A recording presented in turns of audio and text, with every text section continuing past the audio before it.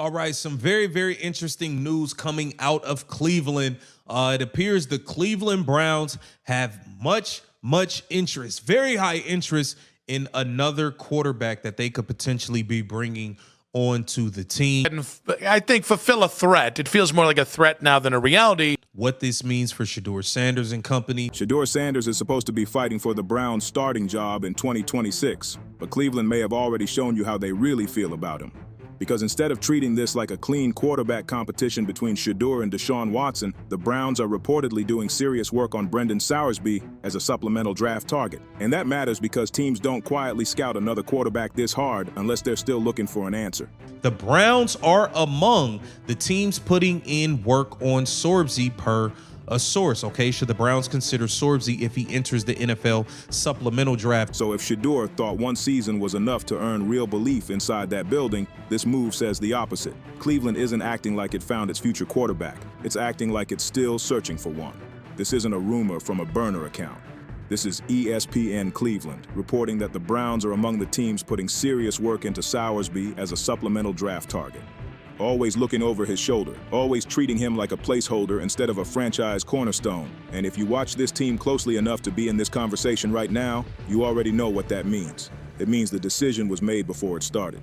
If I'm the Browns, asserted McShay, if we have the quarterback coach, we have the contract the right way, we have the psychologist putting a stamp on it, if we can get aligned, I think this guy's worth it. Let's talk about what a supplemental draft actually is, because a lot of people gloss over the mechanics, and the mechanics are where the real story lives. This isn't a free addition. This isn't Cleveland just tossing a name into a hat and seeing what happens. The supplemental draft is a blind bid process. Every team puts in a bid based on last year's draft order. If you win the bid with a first-round selection, you lose your first-round pick the following year. If you win with a second-round pick, you lose your second-rounder. You are trading future capital, real, tangible, irreplaceable draft currency, for a player who hasn't played a professional snap, who is entering this process because of an NCAA eligibility situation tied directly to a gambling violation, and who may or may not have even been a first-round talent in this year's class had everything gone differently. And Cleveland is in that room. Cleveland is doing the homework. That's the part this audience needs to sit with. Todd McShay, and look, McShay doesn't throw around first-round endorsements carelessly, said point blank that if he's the Browns, if the support structure is right, if the quarterback coach is aligned, if the psychologist signs off, if the organization can collectively get comfortable, he is using a first-round pick in the supplemental draft on Brendan Soursby. First round, on a kid who got bounced from college football for gambling violations. McShay called it. He said this guy has a chance to be special, and he wasn't just pitching the Jets or the Cardinals. He named the Browns specifically. Now here's where it gets layered, because the broadcast discussion that followed McShay's take was honest in a way that most NFL media coverage never is. A lot of people think Soursby is legit, and he could be an addition to the Cleveland Browns. Now, what this means for Shedeur, I don't think this is good, but one of the hosts said it plainly. If it's a first-round pick, I'm not doing it. Because you're not just betting on Soursby, you're betting away your entire 2027 first-round presence. You're out of that draft class completely at the top. For a team that is in full-scale rebuild mode, that is not a minor risk. That is an existential roster-building decision. And the Browns are sitting there running the math anyway. Think about what that tells you about their internal evaluation of Shedeur Sanders. You don't spend organizational bandwidth scouting a supplemental quarterback if you believe in the quarterback you just drafted. You don't send scouts into meetings. You don't put sources on background with ESPN Cleveland. You don't run the supplemental draft logistics if you think the guy already on your roster is the guy. Front offices do not work this way. They do not burn resources on quarterback alternatives when they are invested and committed. They do this when they are already mentally moving on. The hosts in that discussion touched on something important when they talked about offensive coordinator Tommy Munkin. The take was direct. Munkin wants to win this year. Munkin, if he thinks Soursby is better than the quarterbacks currently on the roster, will be all over this. A coach who believes in his current signal caller does not have that conversation. A coaching staff that is locked in behind Shedeur Sanders does not have the offensive coordinator quietly rooting for a supplemental dart throw to land on his depth chart. But that appears to be exactly where Cleveland is right now. A head coach and front office running one narrative publicly, while the people actually drawing up the play sheets are looking at different names. Let's talk about Soursby himself for a second, because the physical profile is genuinely notable. 6'5", 225, 230, can move, has the athletic traits. The projection coming out of the draft analyst community is that he would be a first-round talent in the 2027 class. And I think fulfill a threat. It feels more like a threat now than a reality to go ahead and bypass college and go into the supplemental draft. If he puts together the kind of season at Texas Tech that people expected to push him into that conversation. The anticipation was that a big year was going to catapult him into the draft. That trajectory got derailed by the eligibility situation. But the physical skill set, the size, the mobility, the arm talent, is apparently real enough that McShay is willing to say first-round grade out loud on a national platform. So you have a player who, by multiple respected evaluations, profiles as a top 32 talent. You have an organization that has now publicly surfaced in connection with that player.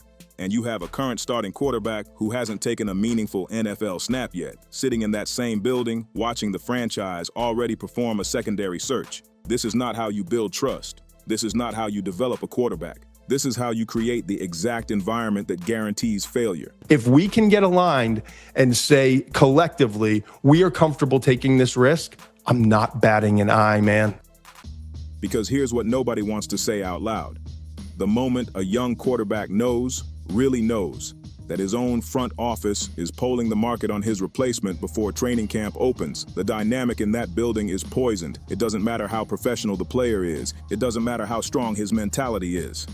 The second that story exists, and it exists right now, it's on ESPN Cleveland. The relationship between Shedeur Sanders and the Cleveland Browns organization is operating under a cloud that was not there before. And they put it there themselves. The gambling element of Soursby's situation got discussed in that radio conversation too, and the take was nuanced in a way worth acknowledging.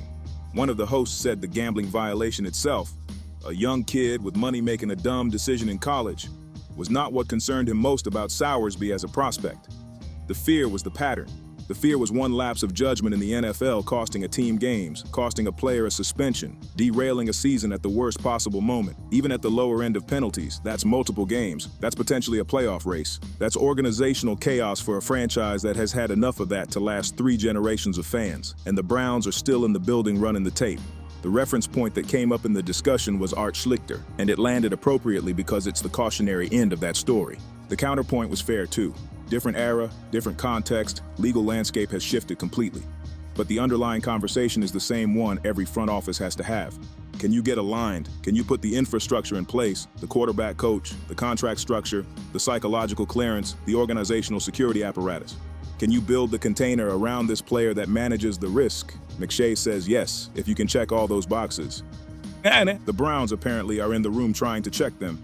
Meanwhile, Shedeur Sanders exists, right now, in Cleveland, with a playbook in his hands. And nobody in that organization is publicly, unambiguously, unmistakably going to the podium and saying he is our guy, full stop, end of discussion, we are not entertaining this conversation. That silence is the story. That silence is the front office telling you everything you need to know without saying a word. When organizations are committed to a quarterback, they protect that commitment publicly and loudly. All right.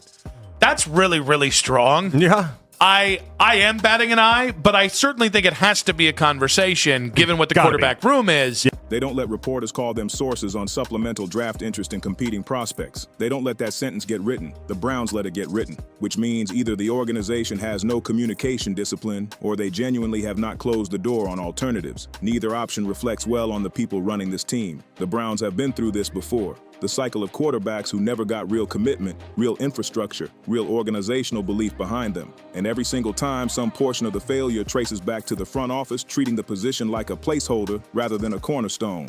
You cannot build around a quarterback you are not willing to publicly and unconditionally commit to. It has never worked. It will never work. The history of this franchise is a monument to that exact lesson, and Cleveland appears to be enrolling in the same course again. You want to know what the Steelers are doing in this discussion? They just drafted Drew Aller. And the host pointed out that Pittsburgh, sitting at 21 in the draft order, might look at the supplemental process and think they're projected outside the top 16 next year anyway, so the cost-benefit on Soursby might pencil out for them. Fine. That's a team operating from a position of relative stability, making an aggressive, calculated move. What's Cleveland's version of that story? A team that just drafted a quarterback is already hedging on him publicly and is contemplating trading away future draft capital in a supplemental process for a player whose clearest comps are other quarterbacks who were projected to go higher the following year. The verdict is not complicated once you lay it all out. The Cleveland Browns do not believe Shedeur Sanders is the answer. They made the pick, they own the pick, and they are already, before a single training camp snap, running a parallel evaluation process on his potential replacement. That is the story. That is the only story.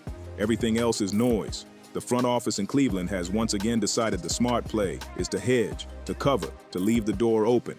And in doing so, they have guaranteed that neither quarterback will ever fully have the building behind him. You have never won that way.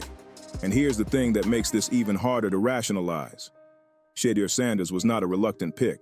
This wasn't a compensatory selection or a late-round developmental gamble. The Browns moved to get him. They made a deliberate choice to bring him in and hand him the keys to the franchise rebuild. That pick carried public messaging attached to it. It carried implied commitment. When you reach for a quarterback in the early rounds of a draft, you are not just acquiring a roster player. You are making a statement to your locker room, to your fan base, to your offensive staff, and to the player himself. You are saying, we chose you. We are building with you. That is the covenant of a quarterback selection. Cleveland made that covenant and then immediately started looking for the exit clause. What does that do to every other player in that locker room? Think about it from the perspective of a wide receiver who is being asked to buy into the system, to run the routes, to trust the timing and the chemistry that only develops when a quarterback gets consistent, protected, committed reps. That receiver is now watching the front office entertain alternatives before camp opens. The offensive linemen who are supposed to protect Sanders. What is their level of investment in building chemistry with a quarterback the organization is already quietly shopping around? Locker rooms are not isolated from front office decision-making. Players read the same reports you do. They have the same sources you do. They know exactly what is happening. The organizational rot that undermines quarterback development in Cleveland is not accidental. It is the predictable output of a decision-making culture that has never been able to resist the next shiny option long enough to actually develop the option they already have. This franchise owes its quarterbacks more than a conditional commitment wrapped in a supplemental draft auction. But wanting something and getting it are two different things. And right now, what Cleveland is doing is exactly what Cleveland always does, treating the most important position in football like a problem to manage instead of a foundation to build. If you want analysis that actually respects your football IQ, Huddle Files is where you belong. No media narratives, no hot takes without receipts, just the film, the facts, and the truth about what's really happening inside these organizations. Subscribe and hit the bell. The next breakdown is already in progress.